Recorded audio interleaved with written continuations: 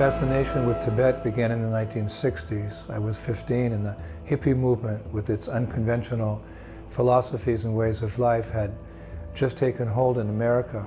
I often visited alternative bookstores in the Haight-Ashbury district of San Francisco, and one day I found a book, The Tibetan Book of the Dead, in the Eastern Spirituality section.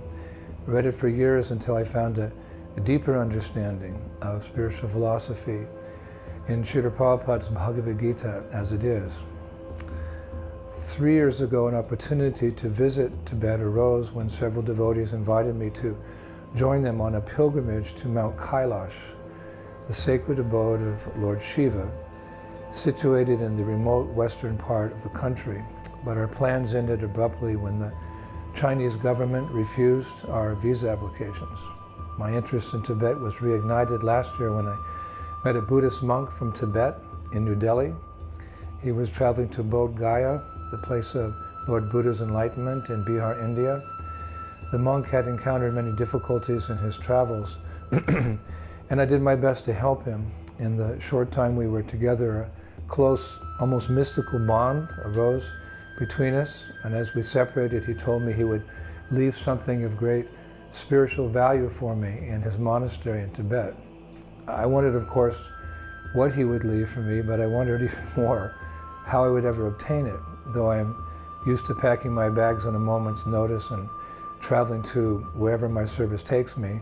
Tibet had never been within my realm. Then a few months ago, I received a call from the group who had planned the original journey to Tibet. The Chinese government was again issuing visas for Mount Kailash, and they asked if I would be interested in going, and of course I agreed. 13 of us were granted visas through an official Tibetan travel agency later on. My motivations for visiting Tibet went beyond the fascination I had had as a teenager, and even beyond the desire to obtain the gift from the Tibetan monk. My objective as a devotee of Lord Krishna was to obtain the blessings of Lord Shiva, who resides with his consort Parvati atop Mount Kailash. In Vaishnava teachings we learn not to approach the Lord directly, but through his pure devotees.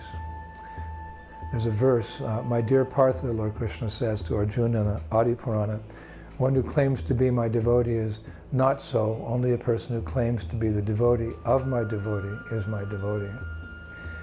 And of all devotees of Krishna, Lord Shiva is considered to be the best.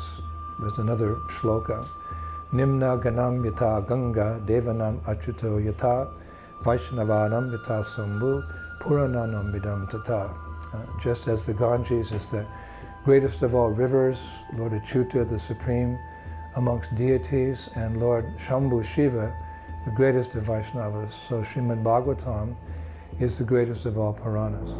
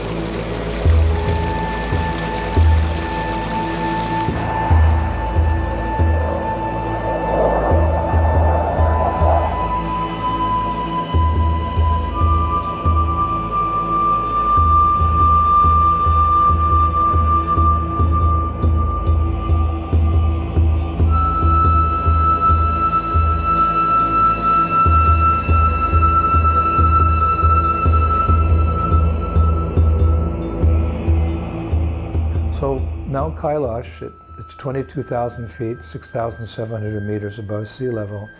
And it's very special it's because it's the sacred Dham where Shiva meditates on Lord Krishna and meets with great sages like Narada. It was at Mount Kailash that the Ganges descended with great force from the spiritual world to the material world and was caught by Lord Shiva in his matted locks.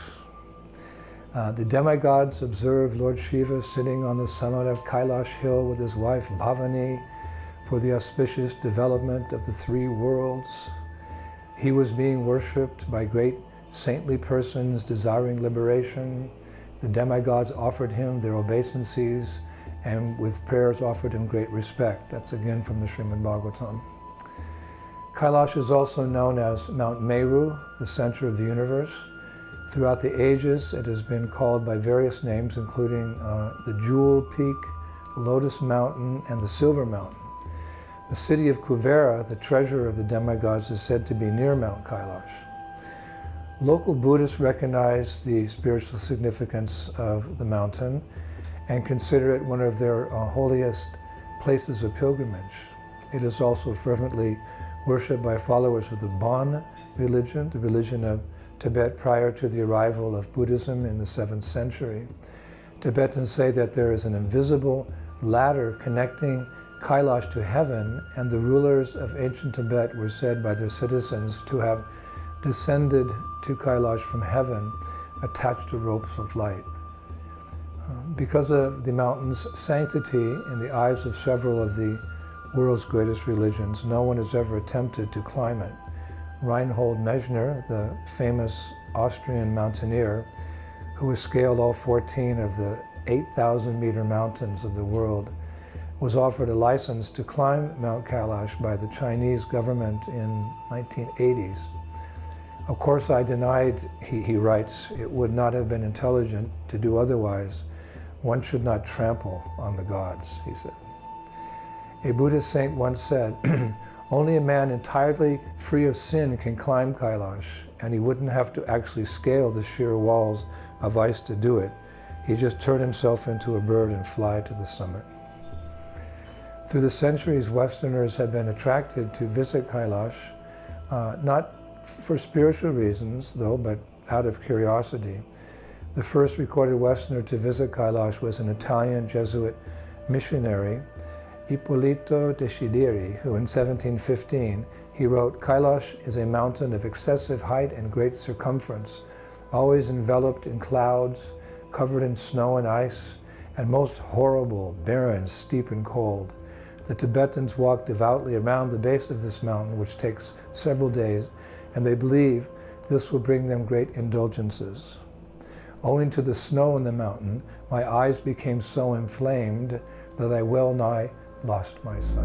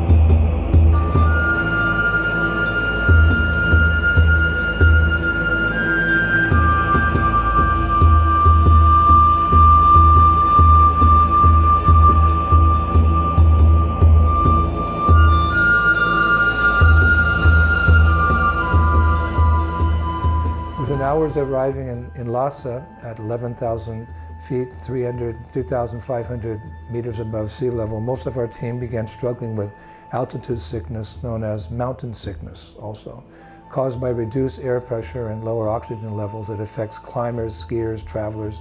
At times, altitude sickness can be life-threatening, causing pulmonary edema or cerebral edema, fluid accumulation in the lungs or the brain, both of which require the sufferer to be evacuated to a lower altitude. In most cases, those symptoms are mild. There's difficulty in sleeping, you get dizzy, there's fatigue, headache, loss of appetite, nausea, and vomiting. Altitude sickness was an ongoing problem for us during our stay in Lhasa, one of the highest cities in the world. I had acclimatized myself somewhat by spending 12 days in the mountains of Kashmir before the trip to Tibet. Most of the other members of our team, though, suffered from headaches and dizziness during our first days in Tibet. While they rested, I decided to take a look around the old city of Lhasa that I had heard about during my youth, It was harder to find than I expected. Much of the city had been rebuilt with endless modern structures like apartment buildings, office buildings, and shopping complexes. The romantic idea of exotic spiritual Tibet I had formed as a young man seemed nothing more than an insubstantial dream until I rounded a corner in the city and saw thousands of Tibetans in traditional dress walking in pilgrimage around the sacred Zhonghang Temple, built, I think, in 1652, the most important site of a pilgrimage in Tibet. Hundreds of Buddhist devotees were bowing down repeatedly while others walked around the temple fingering their wooden prayer beads as they chanted, Om Mani Padme Hum, I worship he who sits on the divine lotus. I joined the surging crowd circumambulating the temple and then just sat down amongst the pilgrims. I immediately became an object of discussion. I was pleasantly surprised that everyone, without exception, welcomed me, and several even came over to congratulate me on my good fortune to be there. When I took out my japa beads to chant, swarms of curious people surrounded me and listened attentively to my chanting of the Hare Krishna mantra.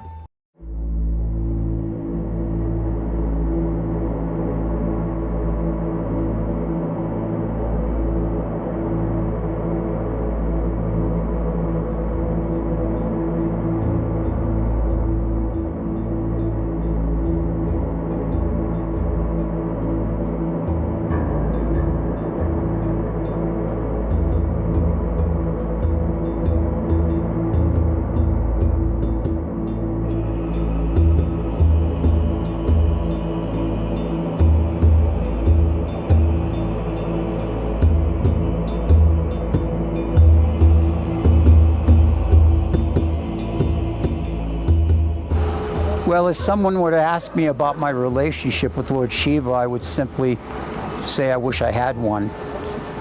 Because, of course, Lord Shiva is the greatest of Vaishnavas.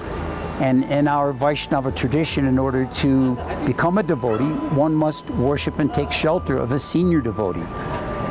And to that extent, for many, many years now, at least 10 plus, I've been worshiping Lord Shiva with the Mahaprasadam from the deities and praying that he would give me entrance into Vrindavan Dhama. This is one of the services that Lord Shiva provides to the sincere Vaishnava.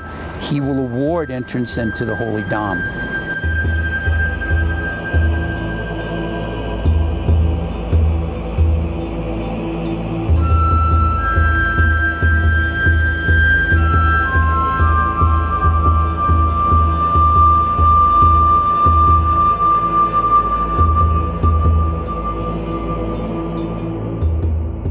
When I found out we were coming to Mount Kailash, it was never something that was on my radar or something that I thought about doing. And because it kind of fell out of the sky, so to speak, I took it that it was the Lord's desire to be here, for me to come and do this. So then I wanted to understand, well, why? Why does he want me to come? And I began to read more and more about Lord Shiva, because this is Lord Shiva's place. And Srila Prabhupada speaks a lot about how Lord Shiva loves devotees. He just loves devotees. Even his own followers are not so dear to him, but his devotees of Krishna are really, really dear to him.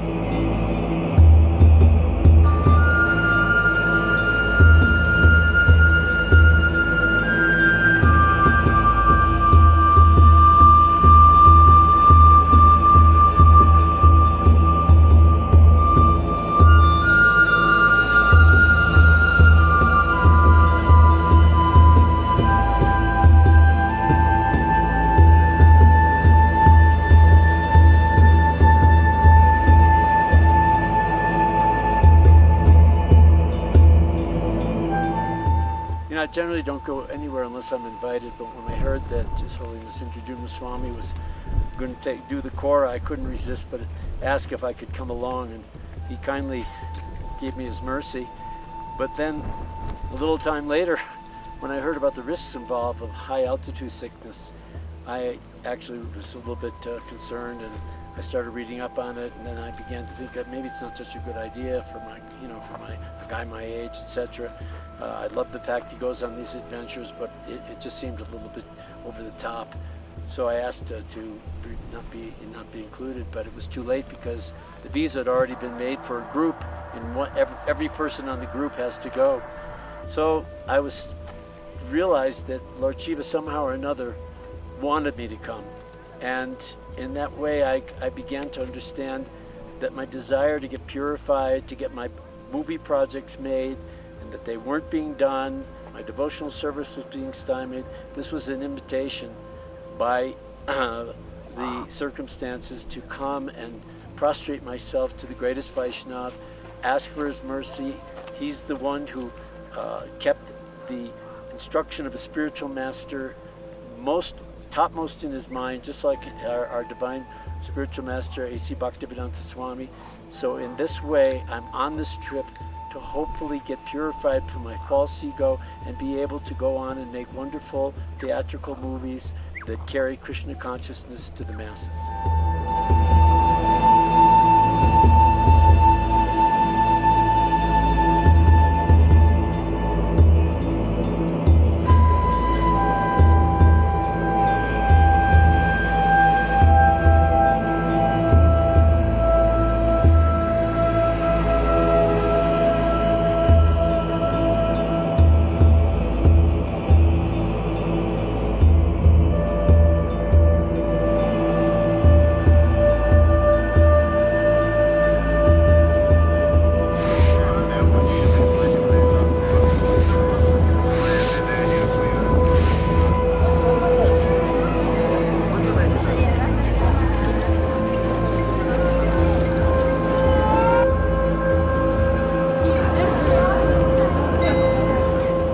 The next morning, we were meant to fly to Nagari, a city just 100 kilometers from Mount Kailash, but we were informed at breakfast that the flight had been canceled. China's security was on red alert because of North Korea's recent test firing of missiles, and it was another setback in our pilgrimage. The only other way to reach Mount Kailash was a 4-day drive across 1,300 kilometers of mountainous roads. Our government travel agency provided 2 SUV cars with drivers, a small truck for our luggage and cooking equipment, and 2 official guides who were required to be with us every minute of our stay in Tibet.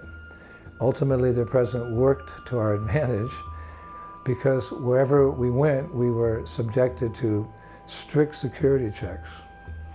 Upon departing Lhasa, we learned that a storm and cold front were about to descend on western Tibet. We had to get to Mount Kailash as fast as possible. By driving 17 hours one day and 11 hours the next day, we managed to cut the journey in half. The long hours in the car were austere, but gave me time to reflect again on the purpose of our journey to Mount Kailash, which was, again, to obtain the blessings of Lord Shiva, that we might become better devotees of Lord Krsna and his representative, my beloved spiritual master, Srila Prabhupada.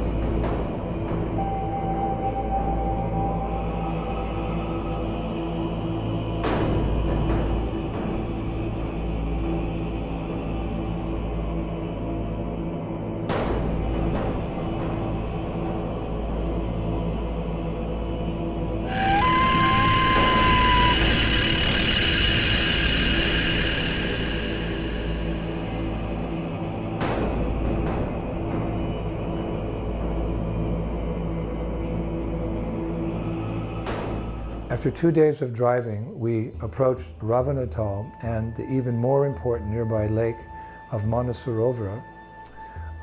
It's called Mahapamtosha in Tibetan. Every pilgrim takes darshan of Manasarovar on the way to Mount Kailash. It is famous for 3 things: its changing colors, its infinite variations of reflection, and its fearsome storms. On the top of Mount Kailash, Lord Shiva and Parvati once sat in deep meditation on Lord Krsna for 12 years by the calculation of the demigods. No rain fell in the area during that period, so Lord Shiva called Lord Brahma to create a sacred lake where he and his consort could bathe. Lord Brahma created Manasarovar from his mind.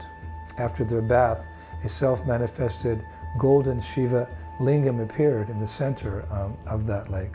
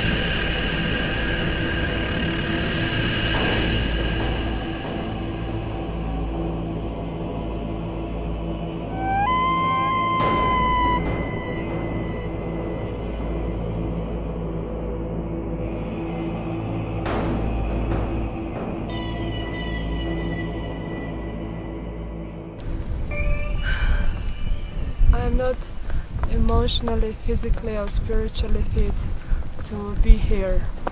I'm here only by the mercy of my dear friend Sri Rasa and by the mercy of my spiritual master. And I'm seeking for the mercy of Mahadev. I'm here on behalf of all my friends who asked me to pray for them, and I'm doing as much as I can. I hope to satisfy Mahadev and to get his permission to enter Sri Vrindavan Dhama. Let's see how it will go. Haribol.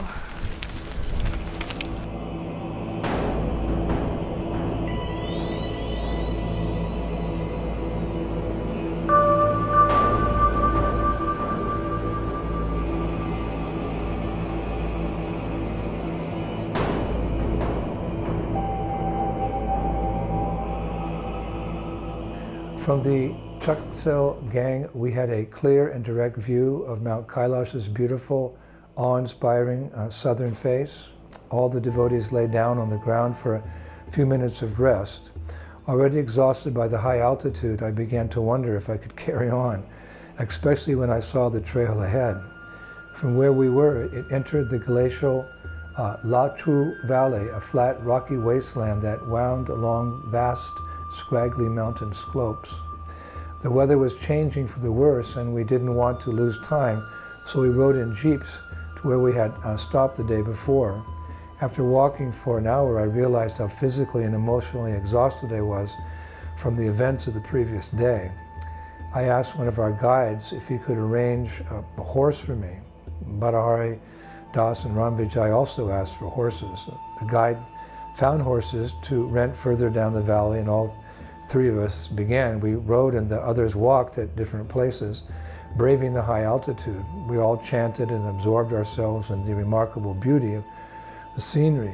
The mountains were beyond description. I remembered a quote from the Ramayana, where it said, "There is no mountain range like the Himalayas, for this range contains both Kailash and Manasarovar. As the dew is dried by the morning sun, so our sins are dried when we gain sight of the Himalayas." Beautiful quote. By late afternoon, all the devotees reached Dirapuk, our campsite for the night. The yaks, which had carried all our paraphernalia up the day before, were waiting for us. Situated at about 5,000 meters, the site allowed us a view of the soaring, resplendent north face of icy Mount Kailash. I prayed for the eyes to see the spiritual beauty of Kailash, which is described by Srila Prabhupada as a celestial place, quite different from the cold, icy granite mountain I was now seeing.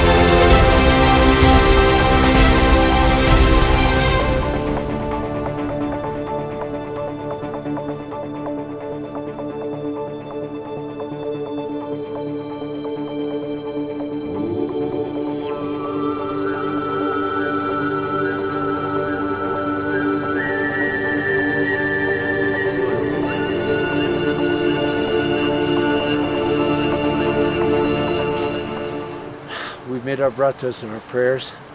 We're as close to Mount Kailash as we're ever going to get. And we're going to take rest tonight and do another 18 kilometers tomorrow. And we should know that at least 20 people already on this journey have died in the past month. So this is not something to joke about. It's a very serious endeavor.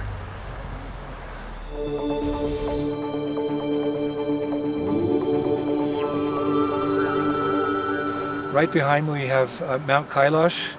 We've come for the darshan, but darshan doesn't just mean we come to see the Lord or his devotee or some sacred place. It means they get to see us too.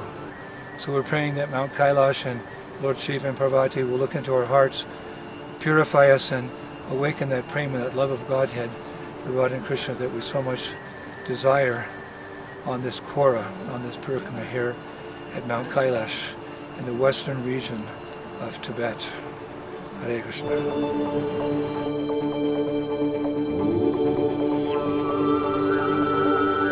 We've made it to the base of Mount Kailash. This is the best spot to view the entire mountain. Now we look at that mountain behind us and it's all covered in snow and barren and not very inviting, but Srimad Bhagavatam tells a different story of Mount Kailash. So it means we have to have purified vision. We have to use that Premanjana Charita to see the real Mount Kailash where Lord Shiva resides, and in that way take his blessings to be able to advance in devotional service by seeing everything in our life through that devotional eye.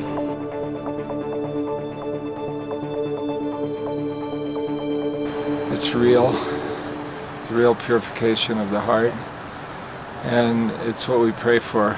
And Lord Shiva's kindly granting us that purification that we need, desperately need so much. And although it's a very austere place, at the same time we know that Lord Shiva is an extremely merciful, kind, soft-hearted, and loving devotee, the greatest devotee of the Lord. So we feel his presence here in both ways, in his purification and in his mercy.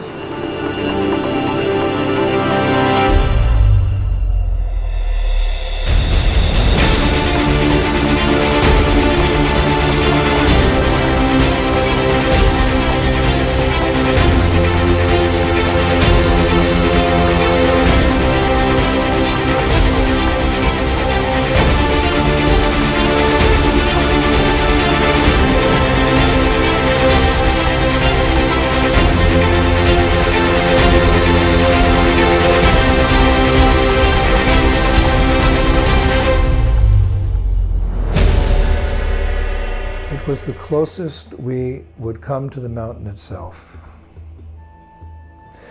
We began our second day, the day of departure from the false ego, after a breakfast of hot porridge.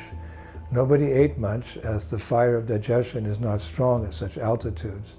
The second day proved the greatest challenge of the kora. We had to walk or ride more than 10 kilometers upwards to the highest point of elevation on the kora, a pass called Droma La at 5,630 meters. It would take approximately 7 hours. Before leaving, I sat down in a quiet place and meditated on beautiful Mount Kailash. I took out my notebook and read several verses from Srimad Bhagavatam, trying again to see the sacred mountain through the eyes of Scripture. One quote, "The abode known as Kailash is full of different herbs and vegetables, and it is sanctified by Vedic hymns and mystic yoga practice. Thus the residents of that abode are demigods by birth and have all mystic powers. Besides them, there are other human beings who are known as Kinnaras and Gandharvas and are accompanied by their beautiful wives who are known as Apsaras or angels." That's from the 4th canto of Srimad Bhagavatam. Again, we made our way in small groups at different paces. Clouds moved in at mid-morning and rain began to fall. The storm we had feared was upon us. Several hours later, cold winds picked up and the rain turned into sleet and then snow. Everyone, including our guides and horses, moved at an agonizingly slow and painful pace, and our faces were whipped by little drops of ice and freezing cold droplets of water. Each step took an immense amount of strength, and I could see everyone was gasping for oxygen in that rarefied atmosphere, except the Tibetan pilgrims who walked past us, one group after another, at a steady pace, eventually disappearing in the distance. I was wearing many layers of clothes, but I was chilled to the bone. The protection of my layers was no match for the harsh weather. As I was contemplating the severity of the cold, a jeep with an open cab and several somber-faced policemen inside rumbled down the rough terrain towards us. When it passed by, I gasped at the sight of a dead man lying face up in the back of the cab, his ankles and wrists tied with rope. He was fully clothed for doing the kora and had apparently died while doing it. I glanced over at one of our guides. He just shrugged his shoulders as if to say, no big deal. It happens every day. My lamentation about the cold melted away. I was grateful I was still alive. Eventually, I came to a small plateau. A passing pilgrim told me it was the famous Shiva charnel ground, named after a place of cremation at Bodh Gaya in India. Pilgrims undergo a symbolic death at Shiva Shal. It is traditional to leave an item of clothing or a bodily part such as hair, teeth, or blood to represent the renouncing of life. In fact, what is being renounced is the false ego, the false identification with the material body in favor of a true spiritual identity. For followers of Vedic tradition, such renunciation means giving up all temporary bodily designations such as race, nationality, family name, fame, beauty, and all material attachments, and realizing oneself as a pure soul is servant of Krishna, servant of God. It is said those who are close to that goal of self-realization immediately leave their bodies while passing through the Shiva Sal, charnel ground. I left a favorite hat as a sign of renunciation and prayed to Lord Shiva to help me realize that I'm an eternal servant of Krishna, but I didn't leave my body. Disappointed, I mounted my horse again and continued up the steep pass. I was encouraged, though, when an old sadhu I had never seen before loudly greeted me with the following statement, "O Kailash Vasi, O resident of Kailash." I took it to mean that although I had a long way to go in spiritual life, Lord Shiva was pleased with my humble prayers at the Shiva Sal charnel grounds. Though I had ridden and not walked up the steep path, I was exhausted from the harsh atmosphere, the altitude, and the cold. A posted sign read 5,630 meters. Because of the extremely high altitude, pilgrims are warned not to stay there longer than 10 minutes. Navigating my way down the steep ridge, I saw to my right a beautiful turquoise green lake that I had seen in photos. It was Gaurikund, the lake of compassion. The lake is the bathing place of Parvati, Lord Shiva's consort, and the site of numerous pastimes between them. It was here that Parvati performed austerities to win Lord Shiva as her husband. Devout followers of the Vedic tradition bathed in the frigid waters to become freed from sin. I resisted the temptation. Watching two pilgrims struggle to get down the jagged hill to bathe in the Kund, I reflected on how simple and sublime the path of Krishna consciousness is compared to other paths which encourage great austerities and penance. In the Bhagavad Gita, Krishna says, Raja Vidya Rajaguyam Pavitram Idam Uttamam. He says that this knowledge is the king of education, the most secret of all secrets. It is the purest knowledge, and because it gives direct perception of the self by realization, it is the perfection of religion. It is everlasting and it is joyfully performed.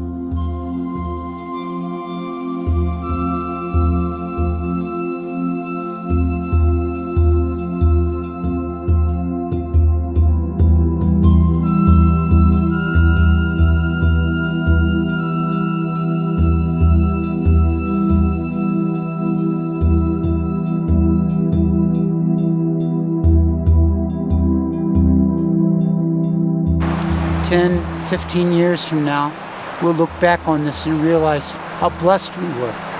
What an amazing opportunity this was. Right now we're struggling, we're short of breath, so many difficulties, but when we look back on this, it'll be an amazing memory.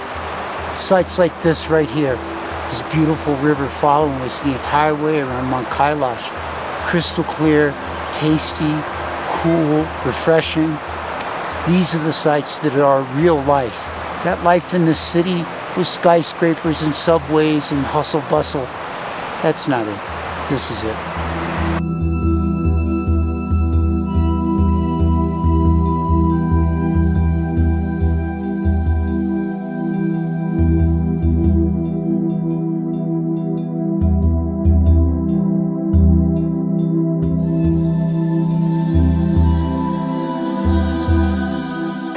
Perhaps the most deepest impression I've left with is that how people come here to worship.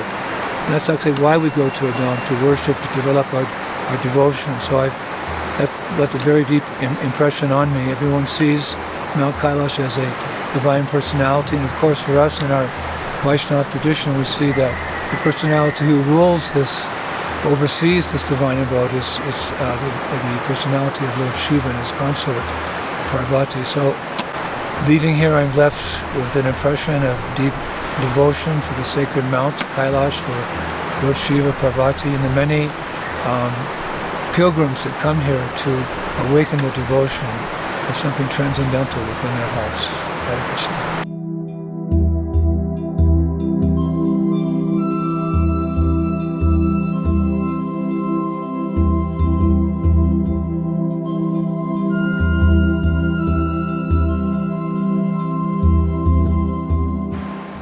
Feels like here on this height you're a little bit closer to the Lord and that your prayers, they become more sincere, maybe because of austerities maybe because of the influence of this holy place. But certainly this is a lifetime journey, and I will take it with me, and keep it in my heart.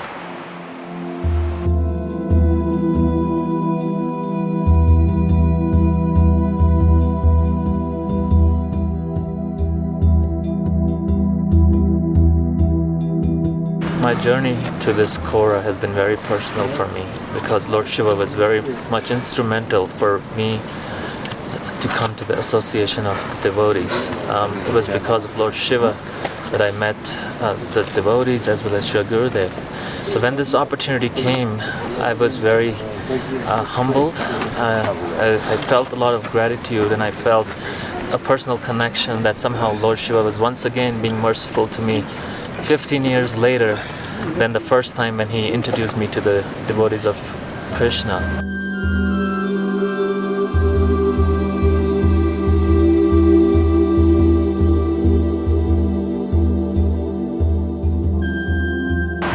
Yeah, it's very transformative, hard to describe.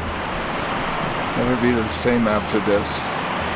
The whole way, due to the austerities, made me feel like, how will I get through this? And now I'm feeling like, how will I go back? It's a very unusual feeling. I'm very, very grateful to have had this experience, and feel a little bit more appreciation for the devotees. I feel a great appreciation for the indigenous people here and their own form of bhakti, their own worship. And feel grateful to have had this opportunity. Hare Krishna.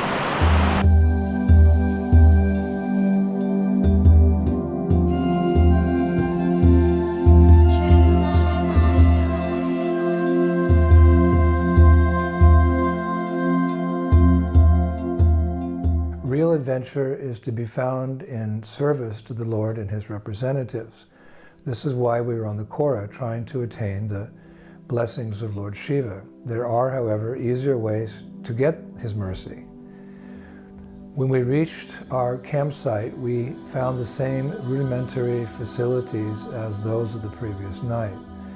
Once our packs were brought off the yaks, I changed into dry clothes and jumped into my sleeping bag to try to warm up.